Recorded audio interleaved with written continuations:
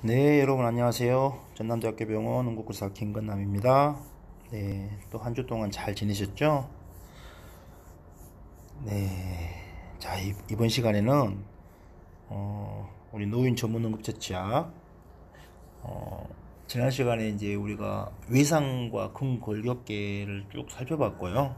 자, 이번 시간에는 이제 또 가장 또 중요하다고 할 수 있는데 바로 노인분들의 이 흉통 환자, 쉽게 말해서 관상동맥 질환을 주 위주로 해서 심근경색이나 그 밖에 또 여러 가지 흉통 환자의 평가 및 처치에 대해서 이번 주에는 한번 살펴보도록 할게요. 자, 비대면 강의 7주차 1교시 수업 시작하도록 하겠습니다. 자, 학습 목표예요. 일단 전반적인 이 환자 평가의 순서를 좀 이해를 하셔야 될 것 같고, 그리고 이 심장에서 기인한 이 시민성 흉통하고 또 비시민성 흉통을 좀 구분할 수 있어야 될 것 같아요. 그리고 여러분들 학부 과정에서 심준도를 배웠겠지만 그 중에서 이제 급성 심근경색에서 이제 이 심준도를 판별하는 방법을 한번 살펴보도록 하겠습니다. 이 부분은 좀 여러분들이 요구도가 좀 있을 것 같아서 제가 준비를 해봤고, 그리고 이 시민성 흉통 환자에 대해서 우리 응급구조사들이 현장에서 할 수 있는 응급처치를 할 수 있다. 그리고 또 구급대원들은 이런 흉통 환자 같은 경우에 또 업무범위에 관련해서 직접 의료 지도를 요청해야 되는 경우가 종종 있거든요. 그래서 이 의료지도 요청하는 방법이라든가 또 이런 환자들을 병원에 잘 인수인계를 할 수 있는 것들까지 한번 쭉 살펴보도록 하겠습니다. 자, 환자 평가의 전체적인 순서도입니다. 먼저 현장에 도착하기 전에 어떤 정보들을 토대로 해서 사전 평가를 좀 하시고, 그리고 이후에 이제 현장에 접근할 때 현장 안정 등을 파악을 해야겠죠. 그러고 나서 뭐 다들 아시다시피 프리마리 서베이, 세컨더리 서베이, 또 프리마리 서베이 하면서 처치를 같이 하시고 2차 평가가 필요하면 또 2차 평가와 처치를 하시는 순서로 가게 됩니다.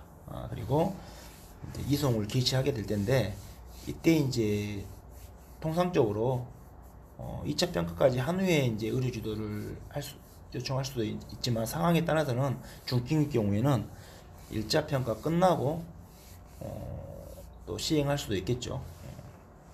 그리고 이송을 하시게 되고, 이송 도중에도 또 필요하다면 어떤 약물을 투여한다거나 여러 가지 또 의료 지도가 필요한 부분에 있어서 의료 지도를 받아가면서 또 이송 중에 평가를 하고 병원에 인계하는 과정이 이렇게 펼쳐지게 되겠습니다.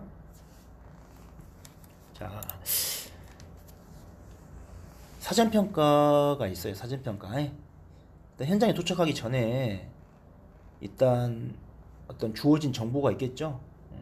뭐 족보를 받았거나 전화상으로 유무선상으로 정보를 얻은 것을 또 연계해서 이런 손상 기전이라든가 뭐 질병이 있으면 어떤 특정적인 이벤트가 있는지, 그리고 사전에 또 환자 수동을 또 미리 예상하는 것도 하나의 사전 평가가 될 수 있겠네요. 자, 그리고 현장에 도착한 후에는 환자를 보기 전에 일단 현장이 안전한지 먼저 살펴야겠죠. 그리고 이 환자가 어떤 인저리인지 디지즈인지 손상인지 질병인지 또는 추가 지원이 필요한지 이런 것들을 살펴보는 것은 가장 기본적인 절차가 될 것 같습니다. 그리고 나서 이제 1차 평가 프리마리 서베이를 하게 됩니다. 자, 프리마리 서베이 순서는 이런 식으로 가면 될 것 같아요. 먼저 우리가 이제 제너럴 에어피어런스라고 하죠. 전반적으로 일단 환자를 딱 보고 나서 이게 어큐트한지 크로닉한지 먼저 좀 살펴보시고, 그리고 병원 전 단계에서는 우리가 AVPU법으로 일단 의식 수준을 좀 측정해 주시고 A, B, C 순서로 이어지는 것이 가장 전반적인 1차 평가가 될 것 같습니다. AOA는 뭐 당연히 의식이 있고 말을 할 수 있다 그러면 기도가 개방되어 있다라고 생각하시면 될 것 같아요. 뭐 굳이 뭐 의식도 있고 말을 하는데 기도 평가할 필요는 없겠죠. 하지만 의식이 좀 떨어진 경우라든가 환자가 기도 유지에 문제가 있을 가능성이 있다 그러면 그럴 때는 이제 의식이 없을 때는 당연히 염두를 좀 해주셔야겠죠. 기도 유지에 문제가 생기겠구나. 그래서 의식이 없는 경우에는 구인두 기도기, 이빈두 기도기를 좀 삽입해서 기도를 유지한다거나 또는 비인두 기도기를 사용할 수 있겠죠. 반드시 이때는 AVP-U 중에 의식이 unresponse인 경우, U인 경우에 우리가 사용할 수 있겠죠. 그리고 이 의식이 없는 환자들은 사실은 구강 내 흡인을 잘 해주시면요 기도 개방을 또 잘 할 수 있습니다. 이 점 명심해 주시고, 그리고 AOA가 끝나고 이제 브리딩 호흡 평가에서는 호흡을 평가하면서 같이 채취를 하시는 겁니다. 그래서 일단 흉곽의 오르내림, 체스트 라이스를 좀 보시고, 그리고 호흡의 깊이라든가 수를 좀 측정해 주셔야겠죠. 그리고 이제 여기서 이제 한 가지 아셔야 될 것은, 성인은 뭐 여러분들 잘 아시다시피 호흡수는 12에서 20회, 분당 12에서 20회겠지만 13세 미만에서는 20에서 분당 20에서 30회가 정상이라는 거, 이거 좀 암기해 둘 필요가 있을 것 같아요.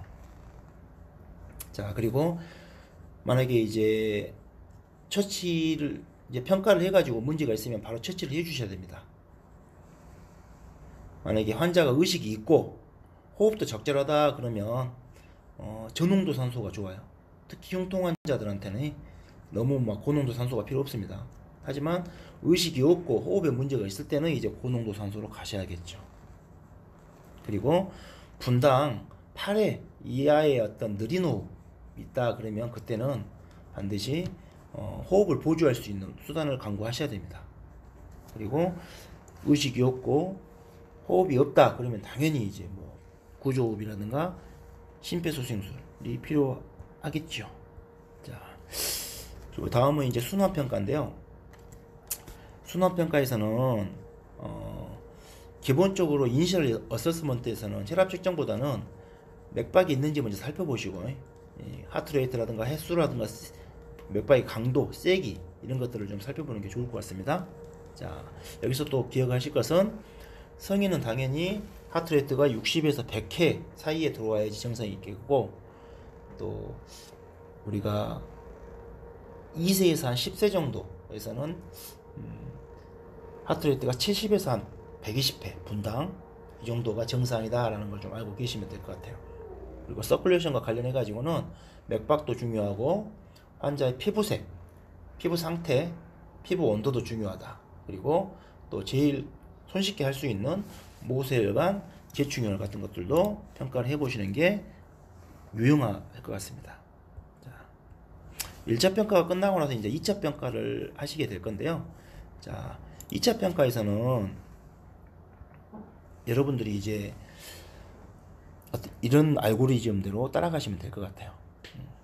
먼저 이니셜 어세스먼트를 하고 필요하다면 기도 유지라든가 호흡 관련해 가지고 산소 투여라든가 구조호흡 같은 그런 처치가 선행돼야 될 것 같고, 이 상태에서 이제 환자가 의식이 정상인지 비정상인지를 좀 살펴보시면 좋을 것 같아요. 그래서 의식이 있다, 정상이다 그러면 바로 병력 청취에 좀 들어가셔야 됩니다. 병력 청취. 그래서 우리가 보통 OPQR-ST, 내과 환자들한테는 우리가 OPQR-ST 같은 것을 많이 이용하죠. 주호소에 입각한 OPQR-ST, 그 다음에 샘플 병력 청취하시고, 그리고 환자의 치 컴플레인에 집중해서 이 피지컬 이그제미네이션을 좀 해주셔야 됩니다. 그리고 나서 이제 그 후에 바이탈을 좀 측정하시면 될 것 같고, 의식이 안 좋다 그러면 바로 빠른 전신 신체 검사가 좀 들어가 주셔야 돼요. 그리고 나서 활력 징후를 측정하시고, 혹시라도 이제 옆에 보호자가 있다 그러면 보호자를 통해서 병력을 청취하시고 샘플 병력을 청취하시는 순서대로 가시면 좋을 것 같습니다. 자, 지금 흉통 환자에 대해 살펴보고 있죠. 그래서 흉통 환자의 현재 병력 청취하는 방법이죠. 치 컴플레인이 뭐 체스트 페인, 뭐 가슴이 아파요. 뭐 어떤 경우는 상복부가 아프다고 할 수도 있거든요. 그래서 그런 주소들을 잘 확인하시고 이때 이제 OPQRST를 이용해서 여러분들이 병력을 청취하는 게 좋겠죠. O는 온셋이죠. 온셋 타임, 발현 시간, 그리고 P는 프로보케이션, 유발 요인, 그리고 Q는 퀄리티, 양상, 통증의 질, 통증의 양상이라고 표현하죠. 그리고 R은 라디에이션, 방사통을 의미합니다. 방사통. 그러니까 통증이 국소적인지 아니면 퍼져나가는지 살펴보는 거죠. 그리고 S는 시비어리티 그래가지고 환자의 통증의 경중을 보는 경중. 그러니까 통증의 강도를 또 보시는 거고요. 그리고 T는 타임, 그래서 통증의 지속 시간을 의미한다. 그래서 OPQRST에 맞춰서 문진을 해주시면 좋을 것 같아요. 자, 먼저 환자에게 물어봐야겠죠. 환자분, 어르신 어디가 불편하셔서 신고하셨어요? 그러면 가슴이 아파요 라고 말한다. 이때 뭐예요? 자, 그리고 나서 이제 주소가 이제 체스트 페인. 네. 그러면 OPQRST대로 이제 온셋 발현 시간을 물어보셔야 돼요.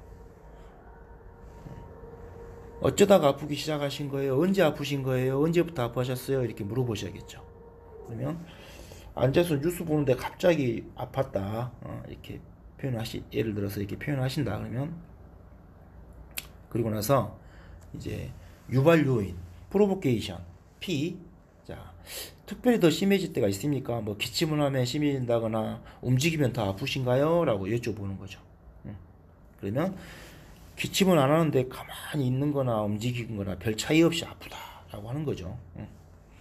만약에 기침을 하면서 아프다 그러면 그것은 약간 비시민성일 수 있겠죠. 그리고 환자가 가만히 있어도 아프고 움직이거나 별 차이 없이 아프다 그러면 어때요? 이것은 이제 하나의 스테이블과 언스테이블의 차이가 있는 거예요. 뭐 안자이나인지 아니면 좀 뭔가 간상동맥 증후군 중에서도 안자이나인지 아니면 마이오카디악 인팍션인지 의심해 볼 수 있는 단서가 되는 거죠. 자, 그리고 그 다음에 이제 Q, 퀄리티. 어떤 식으로 아프세요? 그러면 환자가 뭐 답답하기도 하고 가슴을 뭘로 꽉 누르는 것 같다. 자, 이런 표현들을 하십니다. 어떤 경우는 뭐 칼로 도려내는 것 같다. 또 어떤 분들은 뭐 가슴에 고춧가루를 뿌려놓은 것 같다. 뭐 이런 식으로 여러 가지 다양한 표현들이 있겠죠. 이때 이제 콕콕콕 찌르는 양상의 페인은 좀 non-specific, 그러니까 약간 비특이적이다 라고 할 수 있고, 이렇게 뭔가 쪼이는 듯한, 누르는 듯한 통증이 사실은 굉장히 무서운 거죠. 자, 그 다음에 레디에이션까지 물어보셔야 돼요. R, 방사통. 어르신, 그러면 어디가 아픈지 손으로 짚어보세요 라고 하고, 자, 그러면 뭐 왼쪽 가슴을 짚은다거나 이렇게 짚겠죠. 거기 말고 또 다른 데도 아프신가요? 라고 물어보셔야 돼요. 이게 이제 방사통을 물어보는 단계입니다. 그러면 여기 왼쪽도 같이 아프고, 여기 목도 아프고, 여기 어깨 쭉지까지 아파요. 뭐 이런 식으로 이렇게 방사통이 있다고 하면 이런 식으로 좀 표현이 되겠죠. 그러면 레디에이션 페인은 사실은 굉장히 그 의미가 있어요. 심근경색을 시사하는 의미가 굉장히 크죠. 협심증이라든가 이런 통증에서는, 또는 비특이적인 흉통, 뭐 상복부의 문제들, 에피가스트릭 페인 이런 것과는 좀 사뭇 다른 양상인 거죠. 자, 그리고 나서 S, 시비어리티에 대해서 여쭤보셔야 됩니다. 그래서 이제 점수를 좀 물어보셔야 되는데, 통증의 점수를 물어보실 때는 구체적으로 전에 이렇게 아팠던 적이 있으세요? 물어보시고 1에서 10점 중에 몇 점이나 되시는 것 같아요? 이렇게 물어보셔야 돼요. 보통 우리가 애매하죠, 이럴 때. 그래서 우리가 어떤 기준을 잡을 때 본인이 지금까지 한 번도 겪어보지 못한 통증이다 그러면 7점 이상이라고 보셔야 돼요. 8점 정도 된다고 보셔야 됩니다. 우리가 임산부가 아이를 출산할 때 겪는 통증이 한 7점 된다고 그래요. 7점 정도. 그리고 만성 췌장염이라든가 또는 요로결석 환자들이 겪는 통증이 8점 정도 돼요. 8점 정도. 그리고 정말 말기 암 환자들이 극심한 통증, 췌장암이라든가 이런 환자분들이 말도 못할 정도로, 정말 입도 이렇게 뻥끗 못할 정도로 소리를 못 낼 정도로 아픈 경우가 9점 이상. 그러니까 본인이 지금까지 겪어보지 못한 통증이다 그러면 7점 이상, 8점이라고 생각하시면 됩니다. 자, 1에서 10점 중에 몇 점 정도 되세요? 이렇게 아파진 적이 처음이세요? 물어보시고, 이렇게 아픈 게 처음이에요. 그러면 한 7점 정도 된다라고 생각하시면, 7점 이상이다. 이렇게 생각하시는 것이 좋을 것 같습니다. 이 점수를 물어보는 이유는 지금 점수와 나중에 이제 통증을 완화하기 위해서 뭐 산소가 투여되고 또는 NTG 같은 약들이 들어갔을 때 이게 subside 되는, 그러니까 통증이 좀 진정되는 것들을 팔로우 하기 위해서 반드시 물어보셔야 됩니다. 그래서 나중에 의료지도 받고 또 이렇게 보고할 때도 이니셜 페인이 7점 정도였는데, 통증 점수가 7점 정도였는데 뭐 NTG 설화 투여를 한번 하고 나서 뭐 4점이 됐어요. 4점 정도로 subside 됐습니다. 뭐 이렇게 팔로우를 해야 되기 때문에 점수를 구체화해서 물어볼 필요가 있다. 자,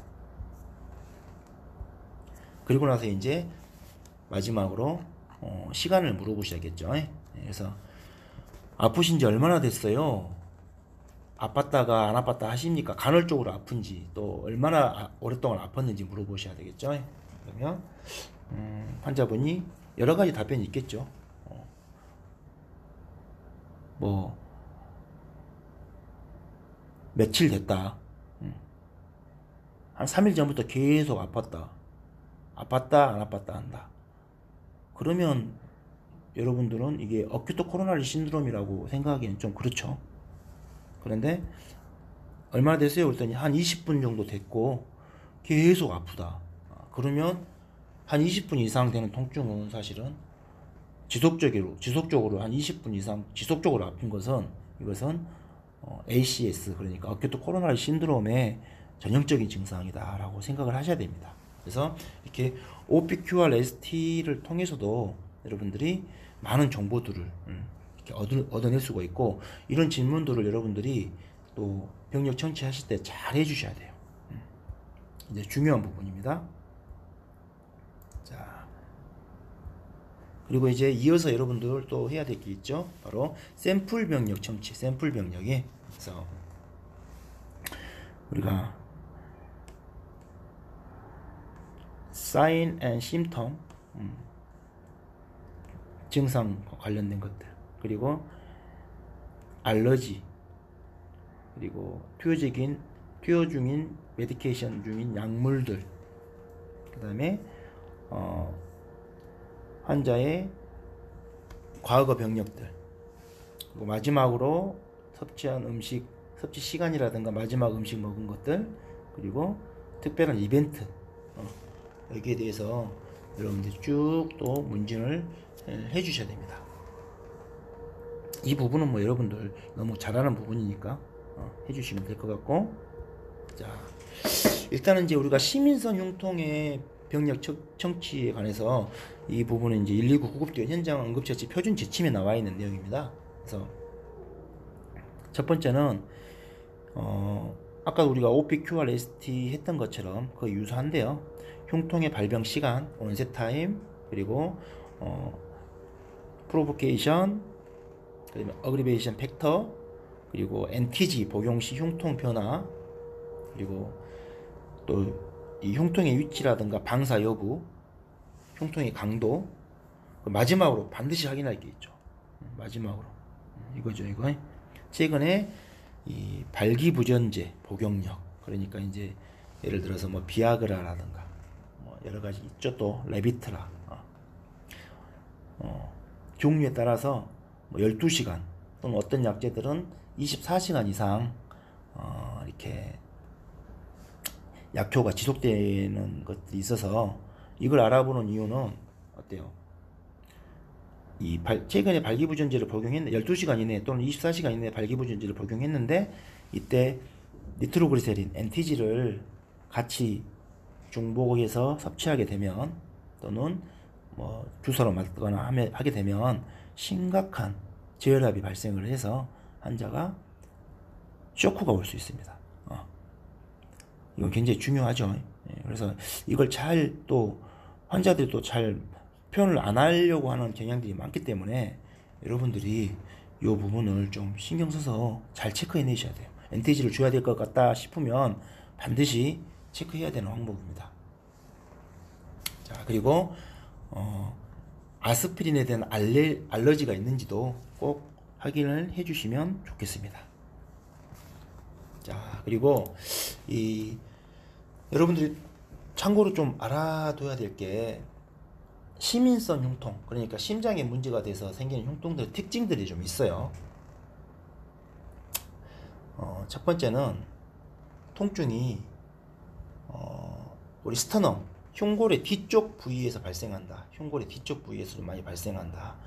느끼기에 좀 흉골의 앞쪽이나 피부라든가 이렇게 또 아니면 아래쪽이라든가 이런 데서 발생하는 것보다는 흉골의 뒤쪽 부위에서 발생한다는 거. 그리고 통증의 양상이 날카롭거나 콕콕 찌르는 양상은 아니에요. 그런 양상은 약간 비특이적인 거고 뭔가 쥐어짜고 꽉 눌리는 듯한 묵직한 통증이 시민성 흉통의 특징이다. 그리고 방사통이 나타나죠. 목이라든가 왼쪽 팔로 이렇게 어깨까지 병변의 위치에 따라서 다양하게 나타날 수가 있어요. 그리고 또 하나 중요한 건데 환자가 숨을 쉬는 호흡에 따라서 통증의 차이가 없습니다. 여러분들 꼭 숨 쉴 때마다 이렇게 탁 맞히는 것처럼 숨 쉴 때 아프고 또 포지션 변경에 따라서 또 이렇게 통증의 차이가 발생한다 그러면 그것 또한 비특이적인 증상이다라고 생각하시면 돼요. 자, 그리고 우리가 보통 안자이나 팩토리스 그래서 이제 협심증 있죠.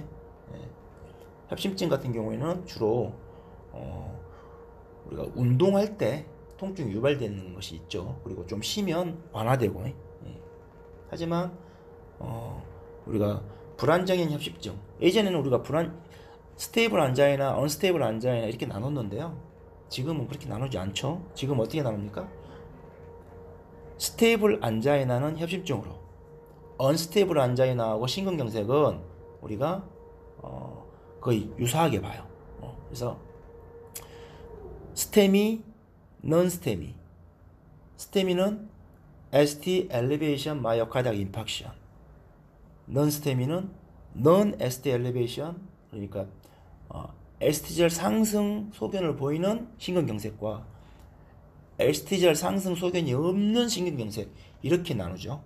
그래서 이 두 가지는 휴식 시에 통증이 완화되지 않습니다. 그러니까 이 시민성 흉통의 특징들을 여러분들이 좀 알고 계시면 도움이 될 것 같고, 자, 만약에 비시민성 흉통이다 그러면 원인이 있겠죠. 원인이 비시민성 흉통의 원인은 바로 심장이 아닌 혈관의 문제, 심혈관의 문제. 예를 들어서 우리가 에올티 다이섹션이라고 하는 대동맥 박리라든가, 그 다음에 펄모나리 엠볼리즘 같은 폐색전증의 문제가 있을 수 있고요. 그리고 또 심장이 아닌 렁의 문제, 렁이라든가 이 인터코스탈 인터코스탈 머슬, 늑막이라고 하죠. 늑간 사이근, 예. 갈비 사이근인가요? 예. 그래서 뉴모니아가 심할 때라든가 또는 이 늑막염, 그 다음에 흉곽에 이렇게 농이 차 있는 농흉 또는 기흉, 탈장 같은 경우에도 흉통이 나타날 수 있지만 비시민성이다. 그리고 에피가스트릭 페인에 또 많은 증상을 보이는 위장관계 보이는 위궤양, 그 다음에 췌장염, 또 역류성 식도염 가장 많죠. 역류성 식도염, 또 식도의 또 어떤 파열, 이런 것들 때문에 생기는 통증이 흉통하고 또 유사하게 또 느껴질 수가 있어요. 그리고 근골격계 관련해 가지고 늑골이라든가 연골에 염증이 생긴 경우, 이렇게 막 요즘에 막 무리해서 막 운동하다가 웨이트 헬스클럽에서 막 무거운 거 들다 보면 이렇게 발생할 수 있습니다.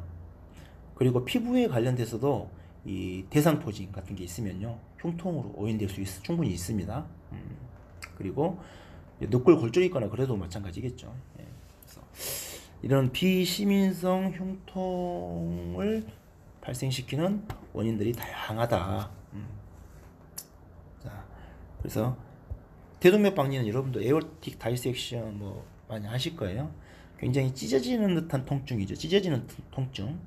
그리고 등 쪽 백페인을 많이 호소하십니다. 등 쪽으로 많이 방사되고, 이 경우에는 이제 사지에서 혈압이 차이가 발생하기 때문에 에어틱 다이섹션 같은 경우는 양쪽 팔에서 양쪽 혈압도 재봐야 되지만 필요한 경우는 또 양쪽 사지 다 재봐야 될 필요가 있습니다. 우리가 흔히 스탠포드 분류 그래가지고 타입 A, 타입 B가 있죠. 그래서 타입 A는 이런 식으로 심장, 에올타의 심장과 가까운 쪽, 프록시말 쪽부터 어센딩부터 먹기 시작해가지고 이렇게 다 먹은 것을 우리가 다 먹은 것과, 그리고 이 에올타 아치 부분에서 어센딩만 먹은 것, 아무튼 심장의 프록시말 쪽에서 생기는 기인한 이 애뉴리즘이라든가 다이섹션을 우리가 스탠포드 A라고 하고요. 그리고 스탠포드 B는 심장에서 디스탈 쪽, 원위부 쪽, 약간 먼 쪽에서, 그러니까 어센딩이 아니라 디센딩 쪽에서 발생한 경우죠. 이런 경우를 우리가 스탠포드 B라고 한다. 참고로 알고 계시고, 자, 가장 많이 호소하는 게 또 역류성 식도염 환자들이죠. 증상은 타는 듯한 통증, 그리고 또 신물이 넘어가는 것처럼 막 뜨거운 자결감이라고 하죠. 우리가 자결감. 또 자세에 따라서 좀 이렇게 통증의 양상이 많이 달라집니다. 누워있을 때 더 악화되기도 하고. 자, 그래서 식도에 염증이 있을 때 이 위산이 역류되면서 식도에 염증이 생기는 경우에 많이 발생하고요. 또 비특이적인 경우로 또 기흉이 있는 경우에도 많이 발생합니다. 흉통이 갑자기 발생한 날카롭고 찌르는 듯한 통증. 시민성 통증은 쥐어짜고 누르는 듯한 통증이고, 폐와 관련돼서 통증이라든가 이런 통증은 대부분 찌르는 듯한 통증이 많이 발생해요. 당연히 디스미아라든가 이런 호흡곤란이나 호흡은 감소되어 있을 것 같고요. 기흉이야 뭐 여러분들 뭐 너무 잘 아시니까, 이렇게 엑스레이 사진 보시면 이쪽에 렁이 지금 이만큼 쪼그라져 있고, 이게 지금 공기가 많이 차 있죠. 이게 차 있으면서 어때요? 양이 좀 많다 보니까 이쪽으로 좀 메디아스툼이 좀 이쪽으로 좀 밀렸어요. 밀려가지고 심장도 좀 밀려 있고, 안쪽에 이 메디아스툼에 있는 트라케라든가 소파구스도 살짝 밀려 있는 소견이 보이고, CT를 찍어보면 이런 식으로 폐가 이렇게 찌그러져 있죠. 이게 시커멓게 보이는 곳이 다 공기입니다. 공기. 그리고 이쪽에 보면 이거 뭐예요? 이게 엠피세마. 피하 기종이라고 하죠. 피하 기종. 바스락바스락 이렇게 만지면 피부 밑층까지 공기가 차 있는 소견이 이렇게 보이죠. 폐는 이렇게 찌그러져 있고, 이런 기흉들도 비시민성 통증을 야기할 수 있다. 그리고 뭐 늑골골절이라든가 이런 같은 경우에도 마찬가지로 특정 부위가 날카로운 통증, 그리고 자세 변화에 따라 통증이 좀 변합니다. 움직일 때마다 아프고. 그래서 감별을 좀 해내시면 좋을 것 같습니다. 자, 여기까지 하고 잠깐 쉬었다가 2교시 시작하도록 하겠습니다. 네, 비대면 강의 7주차 2교시 흉통환자 평가 및 처치 이어서 시작하도록 하겠습니다.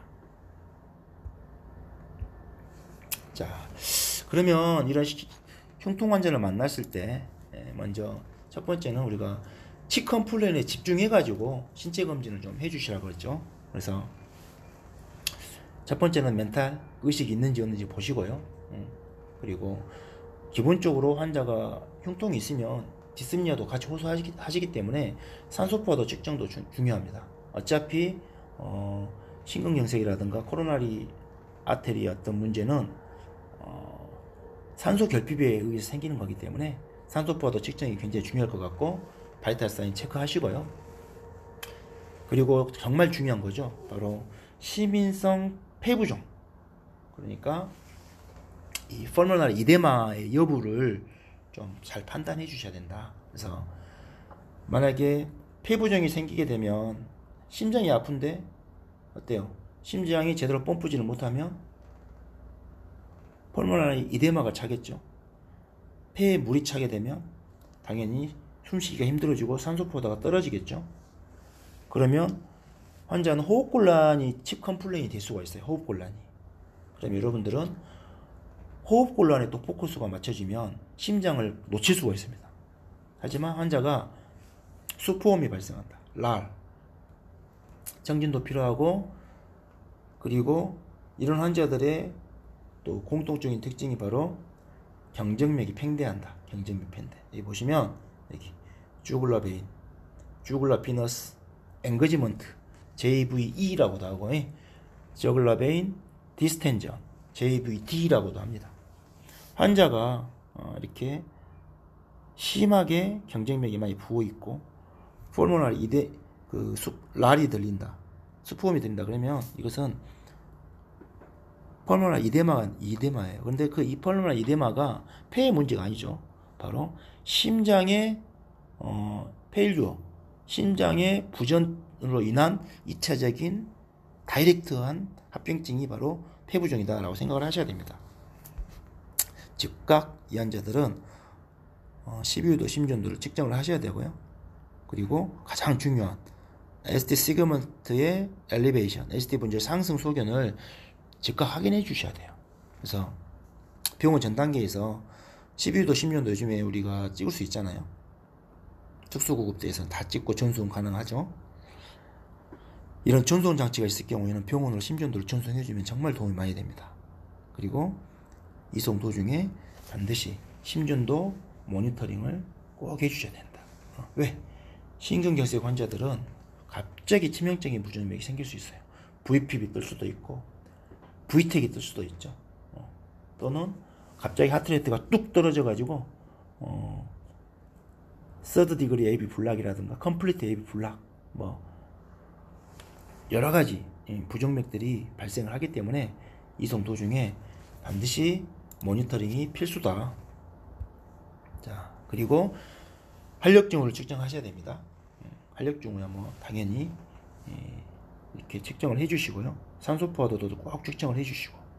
자, 우리가 급성 심근경색의 심전도, 여러분들 이제 심전도 어느 정도는 알고 계시겠지만 오늘은 좀 이번 과정에는 우리가 구급대원들을 위한, 응급구사를 위한 어떤 심전도를 보는 방법에 대해서 좀 살펴볼까 해요. 우리가 일정한 방법으로 심전도를 좀 표현할 수 있어야 되는데요. 실제 현장에서 이 방법을 사용하면 의료주도 의사에게도 심전도 표현하기가 훨씬 수월해집니다. 규맥 PPQT 예. 많이 들어보셨죠? 규맥 PPQT 6가지 순서로 리듬을 읽는 훈련들을 좀 많이 하셔야 돼요. 반복적으로. 원래는 우리가 이제 병원 전 단계에서는 레귤러한지 일레귤러한지 하트레이트 보고, 그리고 P웨이브, PR 인터벌, QRS 컴플렉스, 그리고 T웨이브 이렇게 보거든요. 똑같은 거예요. 이걸 우리가 좀 더 쉽게 표현한 거죠. 규맥 PPQT라고 합니다. 같이 한번 읽어 보실래요? 자, 규맥 PPQT, 규맥 PPQT, 규맥 PPQT. 예. 규는 뭐예요? 심전도를 보고 심전도가 규칙적인지 불규칙적인지 보는 거죠. 레귤러한지 일레귤러한지. 맥은 뭐예요? 하트레이트를 계산하는 겁니다. 하트레이트 계산할 줄 알아야겠죠. P는 피파, P웨이브가 있는지, P웨이브의 유무를 보는 거예요. 유무. P웨이브가 있는 것과 없는 것의 차이는 뭐죠? P웨이브가 있으면 이것은 사이너스 리듬이에요. P웨이브가 있다는 것은 사이너스에서 전기가 발생해서 에이트리움, 심방이 먼저 탈분곡을 했기 때문에 피파가 만들어지는 거예요. 그러니까 사이너스 리듬인 경우에는 P웨이브가 있고, P웨이브가 없는 경우는 심방이 안 움직이고 심실만 움직이는 거잖아요. 그것은 뭐예요? 리듬이 정셔널이든 히스 번들 쪽에서 생겼든 벤트리클에서 생겼든 아무튼 비정상적인 소견인 거죠. 자, 그리고 PR 간격, PR 인터벌을 보신 거죠. 다음은 PR 정상적인 인터벌. 예. 그래서 전도 장애의 문제들을 우리가 살펴보는 거고, QRS는 뭘 보죠? 바로 심실의 탈분국을 보는 거죠. 심실 탈분국. 그래서 정상적인 QRS의 인터벌. 그리고 T웨이브는 이제 두 가지를 보셔야 돼요. 일단은 T웨이브가 크기를 보셔야 돼요. 크기가 높은지 5mm 이상인지 10mm 이상인지, 그 다음에 T웨이브가 정상인지 뒤집어져 있는지, 우리가 T웨이브 인버전까지 같이 보셔야 됩니다. 자, 여러분들 뭐 심전도는 뭐 어느 정도 기본적인 지식이 있으니까요. 이때 이제 우리가 또 하나를 더 보셔야 되는데, 규맥 PPQT 그리고 35, 35, 10 따라서 해보세요. 35, 35, 10 규맥 PPQT 35, 35, 10 이게 뭡니까? 먼저 심전도상에서 여러분들이 규칙적인 것은 볼 수 있겠죠. 예. 자, 맥박수가 몇 회 정도 되던가요? 하트레이트를 보는 건데, 우리가 심전도 종이를 보면 작은 칸이 있고 큰 칸이 있죠. 작은 칸이 하나에 0.04, 큰 칸 하나가 0.2mm죠. 그래서 큰 칸으로 봤을 때, 예, 큰 칸으로 봤을 때 RAV가 3칸에서 5칸, 3칸에서 5칸 사이에 들어오면 하트레이트가 어때요? 60에서 100개인 거예요. 60에서 100개. 이해되시죠? 그리고 P웨이브도 마찬가지예요. P웨이브는 우리가 맥박수가 정상이 60에서 100개. 예. 그 다음에 자, 이렇게 한번 알아봅시다. 35, 35, 10에서 첫 번째 3은 정상 피파의 너비다. 정상 피파는요, 작은 칸 3칸 이내에 들어와야 돼요. 높이도 마찬가지. 작은 칸 3칸 이내. 너비나 높이가 작은 칸 3칸 이내에 들어오면 정상 피파야. 정상 피파.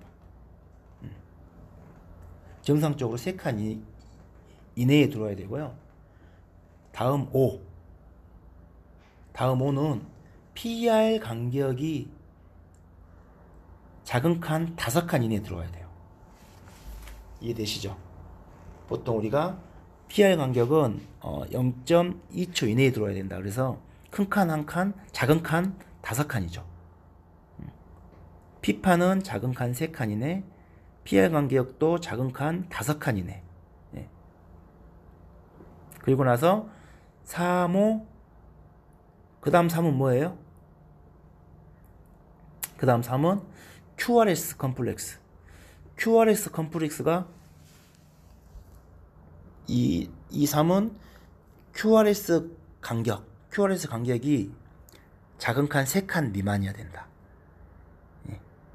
0.11초까지죠. 0.11초. 0.12초부터는 와이드 QRS라고 보죠, 우리가. 자, 요 3은 PAV의 너비 작은 칸 3칸. 이 5는 PR 간격의 인터벌 작은 칸 5칸 이내. 이 3은 QRS의 간격 작은 칸 3칸 이내. 이 5는 바로 TAV의 높이입니다. TAV의 높이는 5칸 또는 10칸, 이 두 개가 TAV예요, TAV. 이 5칸은 뭐냐? 바로 사지유도에서, 사지유도. 우리가 림프리드라고 하죠, 림프리드.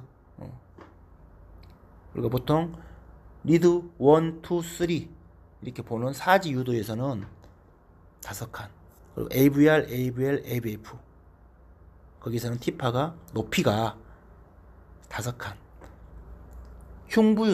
흉부유도에서는 10칸. 이걸 정상으로 봅니다. 이해되시죠? 그래서 규맥 PPQT를 보고 이것을 3호, 3호, 10으로 조용해서 여러분들이 볼 수 있다. 자,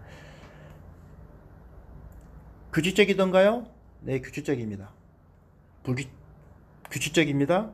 불규칙적입니다. 아셔야 되고, 하트레이트는 몇 주 정도 된가요? 하트레이트 계산하셔야 돼요.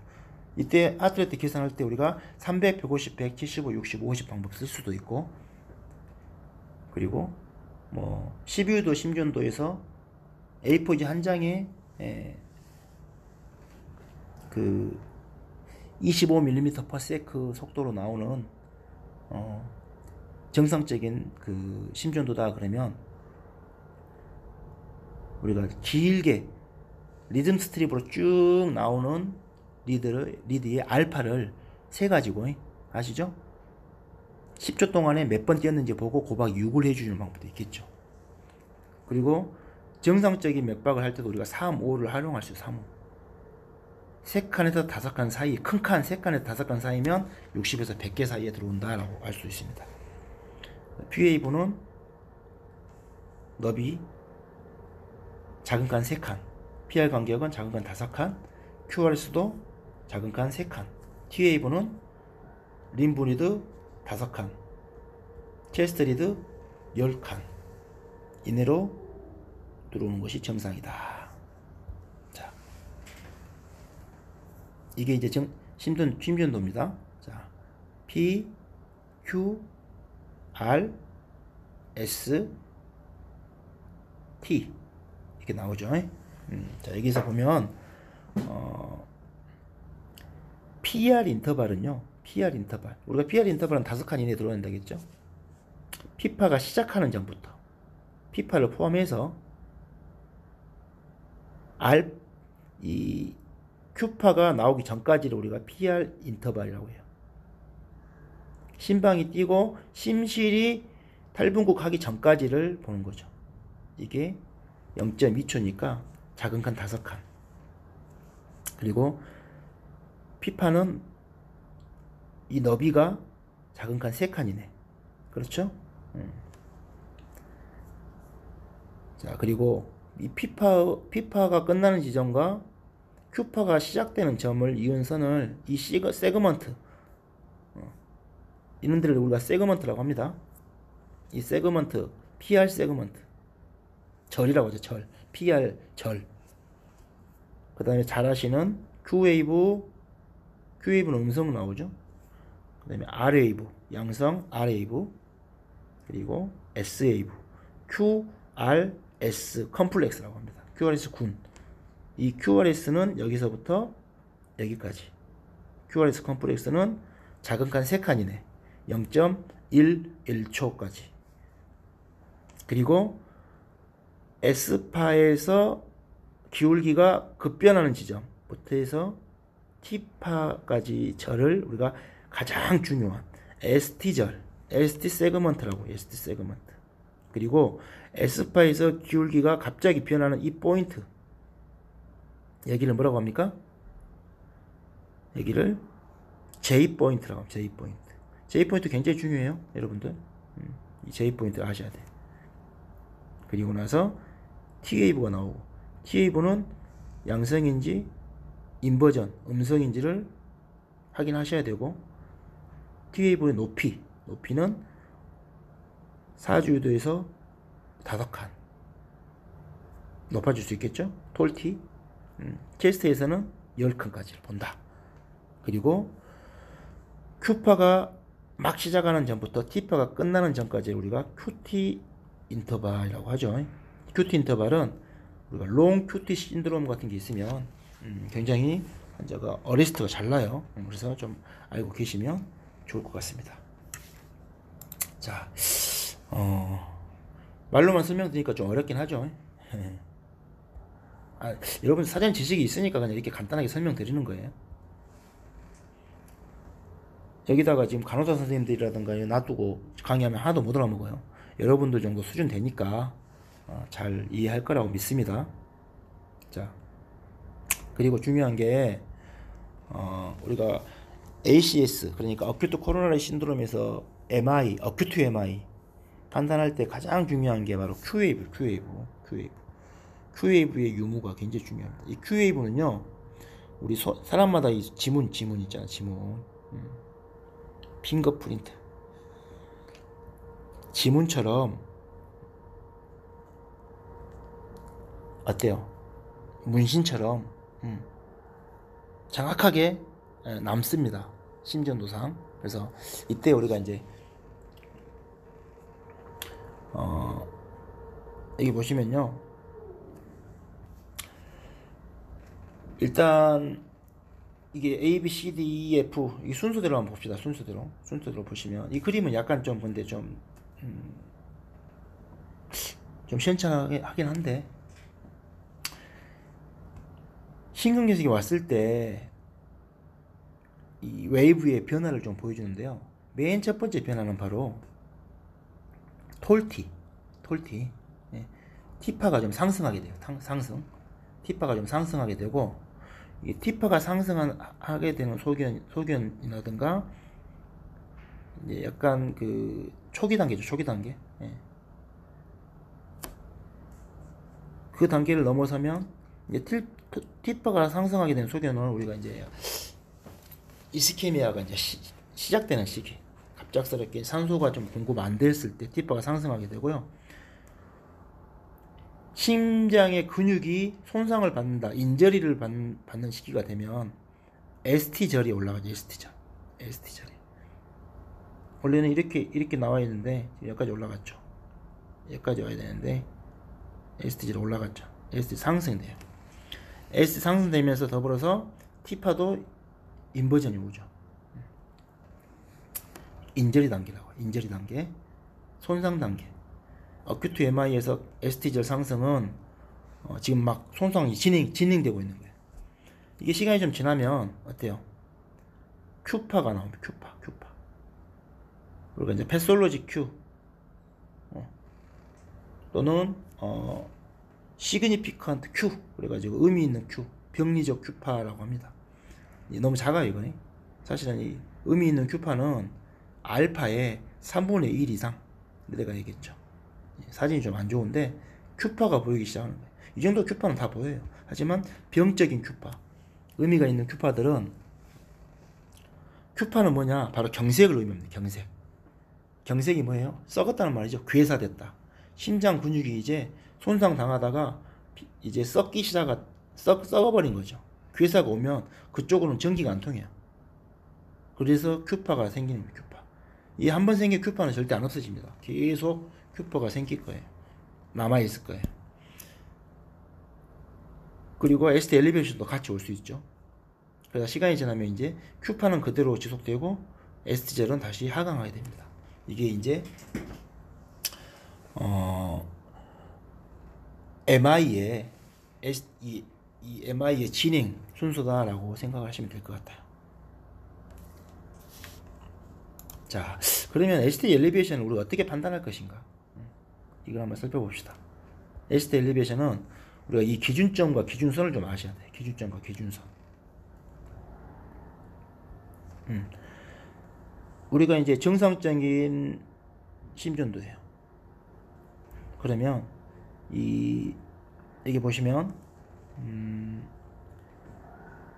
이 T파 끝하고 P파의 시작점, 이 시그먼트 있죠. 이 TP 분절이라고, TP 분절, TP 시그먼트. 이 TP 시그먼트를 연결한 선이 베이스 라인, 기준선이 됩니다. 기준선. 여기에서 이제 올라갔는지 안 올라갔는지 보는 거예요. 엘리베이션이 있다. ST절 상승 소경이 있다. 그러면 TP 포인트를 연결한 이 기준선들을 쭉 연결했을 때 이 기준선에서 ST절이 올라갔죠. 1mm 이상만 올라가도 ST절 상승이. 이제 연관된 리드에서 두 개 연속으로 올라가면 이제 소경이 중요하죠. 그리고 이 기준선에서 베이스 라인에서 ST절이 하강할 수 있어. 하강. 이건 하강이겠죠. 하강. 이것을 우리가 ST 디프레이션이라고 합니다. 그러면 ST절의 기준점은 뭐냐? 바로 J포인트. 기준점 J포인트. J포인트가 어디였어요?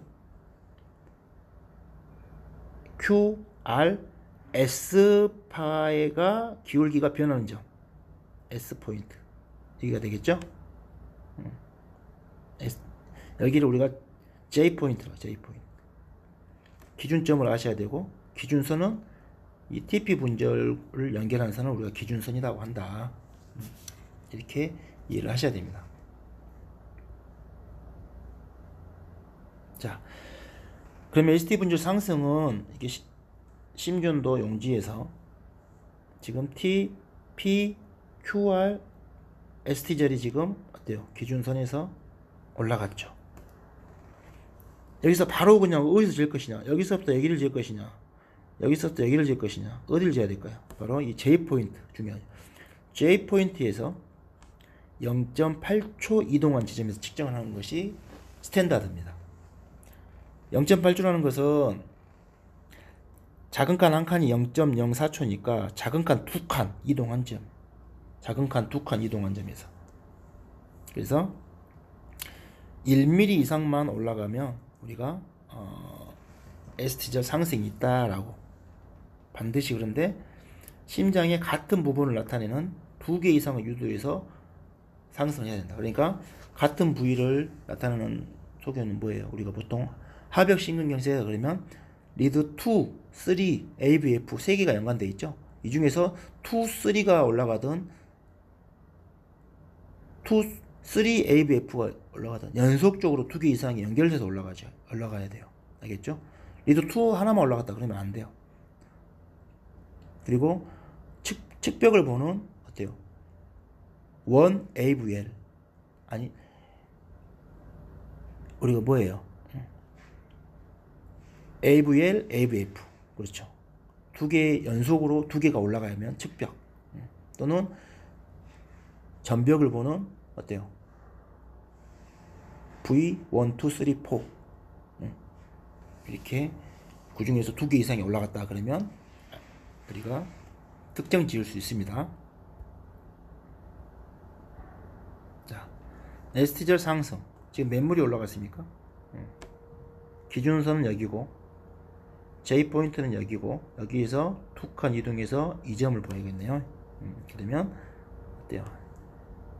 1mm, 2mm, 3mm 3mm 올라가죠. 3mm 3mm ST 엘리베이션이 있는 겁니다. 자, 이 그림에서 STR 상승 좀 찾아보세요. 몇 mm나 올라갔죠? 기준선을 그어볼까요?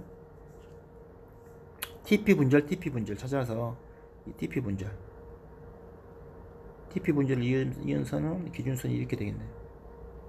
그죠? 여기에서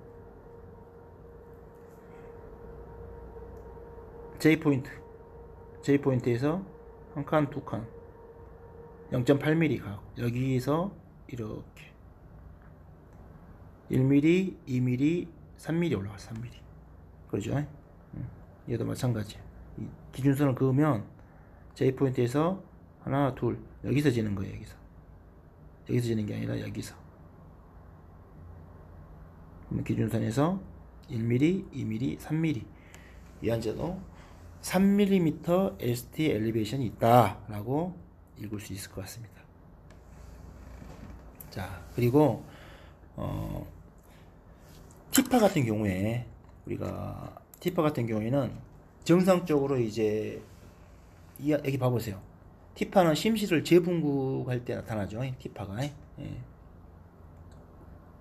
정상적인 티파다 그러면 림브리드인 사주유도에서는 5mm 미만으로 나타날 겁니다. 그리고 프리코디알 리드, 우리가 체스트 리드라고 하죠. 저는 10mm 미만으로 나오는 게 정상이다. 한 칸이 1mm예요. 작은 칸 하나가 1mm고요. 우리가 초로 볼 때는 0.04초지만 미리로 봤을 때는 1mm입니다. 1mm. 그래서 5칸 이내에 들어와야 돼. 5칸 이내. 티파가. 이건 보통 3칸 정도 되죠. 그리고 흉부유도에서는 10칸 이내. 10칸 이내가 정상이다. 자, 그러면 이런 환자들에 대해서 이제 응급처치를 어떻게 할 것인지 한번 살펴봅시다. 간단하죠. 먼저 1차 평가를 하시고 ABCD 관련돼서 평가를 하시고 필요하다면 처치를 하셔야 됩니다. 가장 중요한 게 이제 일단 산소를 주셔야 돼요. 산소를 주셔야 되는데 환자가 체스트 페인이 있으면 호흡곤란이 굉장히 심해요. 숨쉬기 힘들어 하시거든요. 그러면 막 마스크로 막 10m씩 주고 하시는 분들 계신데 그러면 된다 안 된다? 절대 안 된다. 체스트 페인 환자들은요 반드시 비강 캐뉼라를 이용해서 분당 4리터의 산소를 투여한다. 이것은 이제 아하 가이드라인에서도 명시되어 있죠. 우리가 네잘 프롱으로 분당 4리터 그리고 산소 포화도는요 뭐 95% 이상 막 96, 99, 90, 100 만들려고 할 필요 없어요. 산소를 많이 주면 오히려 나중에 안 좋습니다. 이 환자 이거가 더 안 좋아져요. 그렇기 때문에 산소 포화도가 산소를 안 줬는데 뭐 95 나오고 96 나온다 그러면 굳이 안 주셔도 돼요. 94% 이상만 유지하는 게 목적이에요. 아시겠죠? 100% 올리려고 하면 안 좋아요. 반드시 명심하십시오. 나중에 이 환자는 리퍼퓨전 할 때 재관류 할 때 그 애우가 안 좋아요. 그래서 너무 많이 산소 줄 필요 없습니다. 네잘 프롱으로 분당 4리터 주되 94% 이상이면 유지만 하십시오. 그 밑으로만 안 떨어지도록. 아시겠죠? 자, 막 올리려고 무리해서 고용량의 산소를 줄 필요가 없다. 그리고 여러분들 1급이니까 당연히 NTG 사라투유 하실 수 있겠죠. 2급인 같은 경우에는 환자가 NTG를 가지고 있는 경우 순환기내과 환자라서 본인이 가지고 있으면 그거 드릴 수도 있고요. 1급은 여러분들 구급차에 있는 NTG를 사라투유 할 수 있다. 그래서 하나를 주고 나서 매 3에서 5분 간격으로 3번까지 줄 수 있죠. 명심하십시오. 2급은 환자 거 본인 걸 그냥 가지고 있을 때만 줄 수 있어요. 이건 반드시 여러분들이 명심을 해야 되는 부분인 것 같습니다. 자, 여기까지 하고 잠깐 쉬었다가 가시죠. 쉬었다가 3교시 시작하도록 하겠습니다. 자, 3교시 시작하겠습니다. 이어서 자 MI 환자들에게 우리가 할 수 있는 응급처치에 대해서 이야기하고 있습니다. 자, 119 구급대원 현장 응급처치 표준 지침에 의해서 지금 설명을 드리고 있습니다. 아까 이제 1차적으로 산소 투여라든가 NTG 이야기를 했고요. 세 번째로 이제 1급 응급구석 할 수 있는 처치 중에 하나가 바로 정맥류 확보예요. 정맥류 확보. 일단은 정맥류 확보가 왜 필요하냐면 환자가 MI 중에서 수액을 막 주면 안 좋은 MI가 있어요. 예를 들어서 LV 임팍, 그러니까 자심실 경색 온 경우에는 무리하게 수액을 많이 주면 심장이 더 보대낄 수 있겠죠. 그런데 RV 임팍이라고 있어요. RV, 라이트 벤트리클, 그러니까 우심실에 경색이 오는 환자들은요, 우심실 오른쪽 심장의 역할은 우심방을 통해서 우심실로 일단 비너스 리턴 되고 피가 모이는 장소죠. 그런데 거기가 경색이 와버리면 일단 피가 잘 못 들어와요. 심장으로. 당연히 못 들어오니까 나갈 피가 없죠. 그러면 환자가 굉장히 쇼크에 빠질 수 있습니다. 이럴 때 또는 NTG라든가 몰핀 같은 그런 약제들을 투여했을 때 부작용으로 혈압이 뚝 떨어지면서 비너스 리턴이 안 돼버릴 수가 있어요. 그랬을 때 우리가 빨리 플루이드를 로딩을 해야 됩니다. RV 임팍이 의심되는 환자한테는. 이건 좀 어려운 부분이긴 한데, 그래서 정맥류 확보가 굉장히 필요하다. 그리고 MI 환자들은 언제 갑자기 VP 버레스트, 펄스 리스 V텍, 막 여러 심정지가 올 수 있어요. 그러면 당연히 심폐소생술을 하면서 우리가 ACLS를 해야 되기 때문에 정맥류 확보가 굉장히 필요하죠. 그러더라도 현장에서 라인 잡는다고 너무 시간을 오래 지체하시면 안 되겠죠. 외상 환자도 그렇고 이런 심근경색 환자도 마찬가지입니다. 현장에서는 맥시멈 2번 정도까지만 시행하고 실패하면 그냥 이송하세요. 필요하다면 구급차 내에서 잡으시고, 그리고 NTG를 투여 후에 갑자기 저혈압이 발생했다. 특히나 이제 외국 같은 경우는 몰핀도 줄 수 있거든요. 몰핀 같은 거 줬을 때 또 저혈압이 발생했다. 그러면 의료지도를 통해서 생리수경수 500ml 정도를 빨리 로딩을 해야 될 필요가 있다. 그리고 환자가 폐부종이 엄청 심하다. 1급인 경우에는 환자가 호흡곤란을 너무 호소한다. 그리고 산소 포화도가 94% 미만이다. 심장성 폐부종이죠. 심장성 폐부종이 있을 때는 LV일까요? RV일까요? 어디에 문제일까요? 그렇죠. LV의 문제, LV. LV에서 어때요? 문제가 생겼을 때 폐부종이 옵니다. 폐부종이. 그렇기 때문에 수축력에 바로 문제가 생기는 거예요. 일단은 심장성 폐부종이 의심될 때는 플루이드 로딩을 하시면 안 됩니다. 안 되고,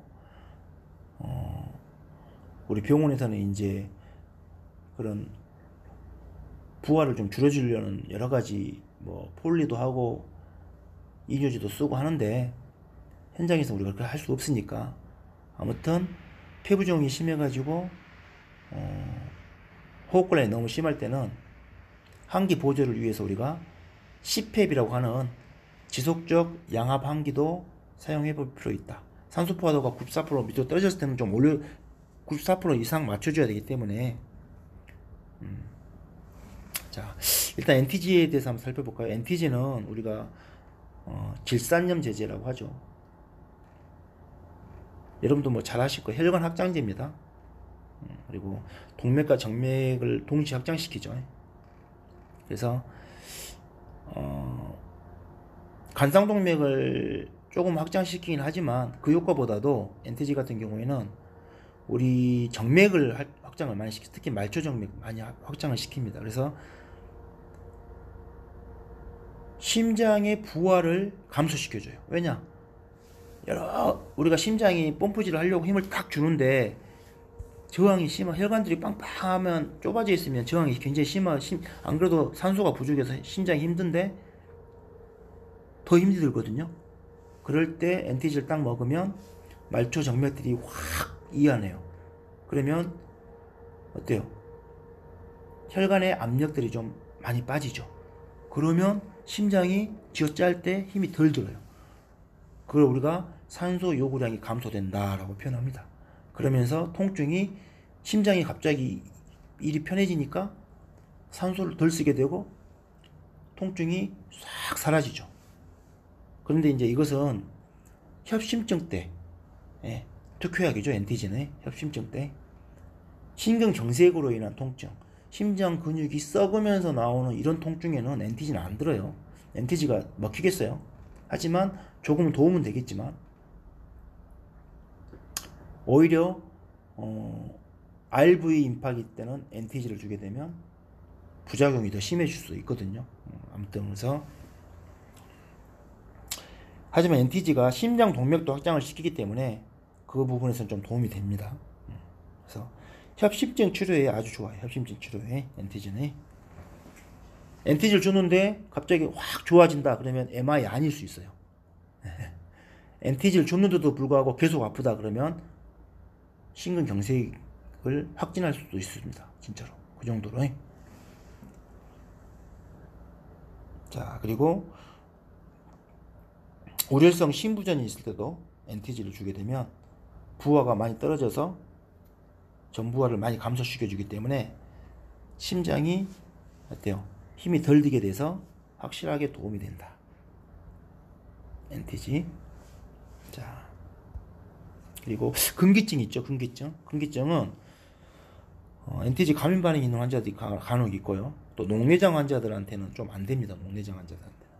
그리고 외상이 있거나 출혈이 있거나 중증의 빈혈이 있어도 안 돼요. 자, 그리고 부작용도 좀 있죠. 혈압을 갑자기 떨어뜨릴 수도 있고 홍조라든가 심계항진 이런 것들이 생길 수 있습니다. 그리고 뭐 기타 등등 소화기계 관련되어 구역 구토도 생길 수 있고요. 자, 주의사항이 있어요. 반드시 이제 이건 아셔야 됩니다. 다음의 경우에는 절대 투여해서는 안 된다.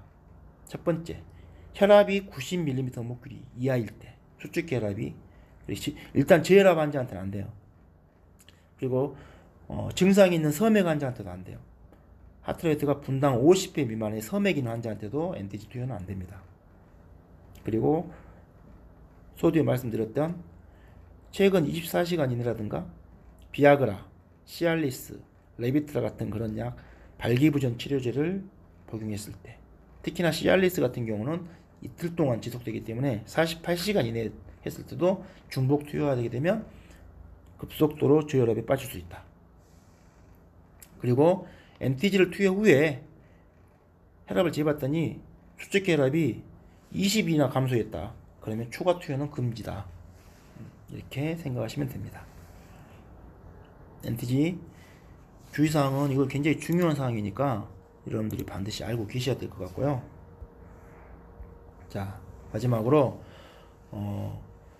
아까도 말씀드렸다시피 환자가 폴모널 에데마도 올 수 있고 우렬성 심부전이 오면서 폐부종이 심해져 가지고 산소 숨쉬기를 굉장히 힘들어 하시고 산소 포도가 막 뚝뚝뚝 떨어지는 경우가 있습니다.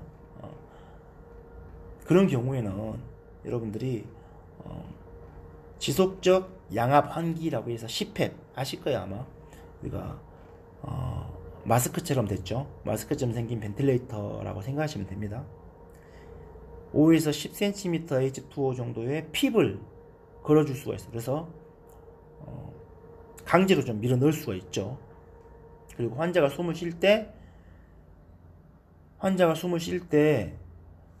한 발짝 더 집어넣어주는 역할을 하는 거예요. 핍이라는 것은. 네. 그래서 데드 스페이스를 훨씬 더 잘 통과하고 알베오라까지 충분히 도달할 수 있도록 우리가 힘을 밀어넣어주는 역할을 하는 것을 우리가 핍이라고 하는데요. 하지만 이 CPAP, 그러니까 지속적 양압 환기의 근기증도 좀 알아두시면 좋을 것 같습니다. 첫 번째는 자발호흡이 완전히 없을 때는 이걸 한번 하시면 안 돼요. 이것은 환자가 숨을 쉴 때 숨을 쉬는데 도와주는 거예요. 아시겠죠? 그런데 자발호흡이 없다 그러면 뭐 해야 돼요? 양압안기를 하고 전문 기도유지를 하거나 아니면 빼빼로 마스크로 벤틸레이션 하셔야겠죠. 양압 벤틸레이션. 그러겠죠? 또는 마스크로 유지하는 거기 때문에 안면의 외상이 심하거나 그럴 때는 이 밀착이 잘 안 돼서 의미가 많이 떨어져요. 또 너무 혈력학적으로 불안정한 상태인 경우에도 금기증입니다. 이럴 때는 어드밴스드 AOA가 훨씬 더 낫겠죠. 또 한 가지는 환자가 기흉까지 이렇게 동반됐을 때는 CPAP을 하게 되면 기흉이 더 악화될 수가 있겠죠. 그래서 이 점을 좀 참고해 주시면 될 것 같고, 자 마지막으로 이제 정리를 한번 하겠습니다.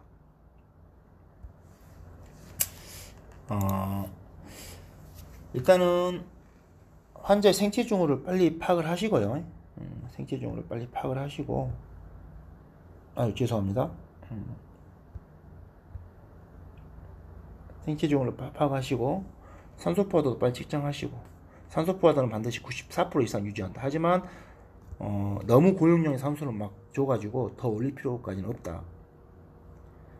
오피큐어 레스트로 필수 병력을 정치하시고요. 이때 반드시 발기부전제 치료제의 복용력이 있는지도 확인해 주셔야 됩니다. 자, 식이유도 심준도를 측정하시고 필요하다면 전송까지 하셔야 돼요. 이송하면서 계속 심준도 모니터링을 하시고, 환자가 약을 소지하고 있다 그러면 2급도 줄 수가 있고 NTG를 투여하시고요. NTG는 3번까지 줄 수 있어요. 타블렛으로 되어 있습니다. 헬멧에 넣죠. 하지만 수축기 혈압이 90 이상일 때 넣으셔야 되고, 자, 이 심장성 흉통인 경우에는 어때요? 반드시 지역 응급센터 이상 기관을 이송해요. 왜냐하면 이 심장성 흉통인 경우에는 간상동맥 중지수를 받아야 되기 때문에 그렇습니다. 그리고 스테미가 의심된다. STL 상승이 있다 그러면 이것도 재관류요법이 가능한 병원으로 빨리 가셔야겠죠. 중지술이 가능한 병원으로. 그리고 환자 상태가 불안정한 경우는 의료주도 요청해서 IV도 잡고, 그리고 의료 취약지 같은 경우에 대해서는 일단은 최단거리 응급의료 기관으로 먼저 이송하는 것이 맞을 것 같습니다. 자, 그리고 NTG 같은 경우에는 정맥로 확보는 2번까지 할 수 있고, NTG 투여 후에 저혈압이 보일 때는 생리식염수를 500cc 정도 로딩한다라는 거 명심해 주시고, 환자가 심임성 폐부종이 의심될 때 CPAP 등을 이용해서 핍을 걸어서 환자에게 호흡을 보조해 줄 필요가 있다. 자, 오늘은 이 정도로 흉통 환자의 병력 정치부터 해가지고 평가와 처치, 우리 1급 응급사들이 병원 전 단계에서 할 수 있는 범위 내에서 한번 다뤄보았습니다. 자, 여러분들 많이 알고 있던 부분들이기 때문에 그렇게 신박하진 않았겠지만 그래도 중간중간에 여러분들이 반드시 필요한 부분들을 제가 요점을 정리했으니까요. 많은 도움이 됐으면 좋겠습니다. 자, 그러면 이것으로 비대면 7주차 강의를 마치겠습니다. 자, 마지막으로 과제를 하나 내드리겠습니다. 자, 이번 주 과제는 간단하게 내드릴게요. 여러분들 요즘에 과제하느라고 좀 스트레스를 많이 받으시죠? 그래서 간단한 과제를 하나 내드리겠습니다.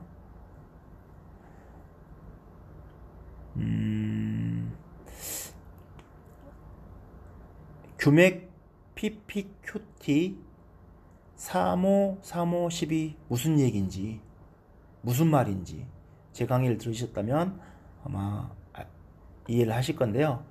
규맥 PPQT에 대해서 그 의미와 3호 3호 12 뭘 의미하는지 정리를 해서 레포트로 정리를 하셔가지고 메일로 보내주시면 되겠습니다. 자, 그러면 다음 시간에 뵈도록 하겠습니다. 수고하셨습니다.